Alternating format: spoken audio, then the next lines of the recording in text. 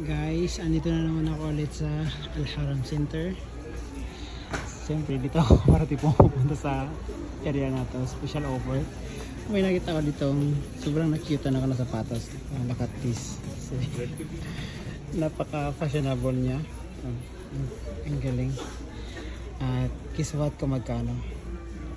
Magkano? Charing! 15 reals lang, di ba? Ang cute. I like the design. Tapos meron silang mga bagong design ng mga chinelas na tig 5. Ito, look at this. Ayan. Hindi ko maintindihan anong design nito. Parang kahoy na ewan.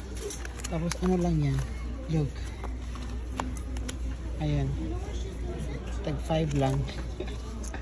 So mayroong white. May ito ganito, brown. Brown ba to? Light brown. Ito 5 lang yan. Ang dami dito. Dami. Napaka-affordable ng mga sapatos.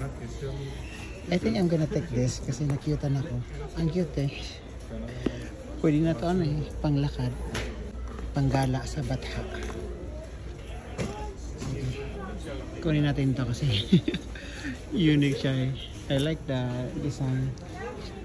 May pagka floral. So dito lang ito sa may Al Haram Center, sa may Malik Fahad district along Olaya Street. Opposite siya nung katapat siya nung Majdul Tower, yung Twisted Tower. Yeah. So kung kayo ay namimili ng mga pampasalubong na affordable, pwede dito. Marami kayong mabibili dito. Yan. Ayan, sinuot ko na.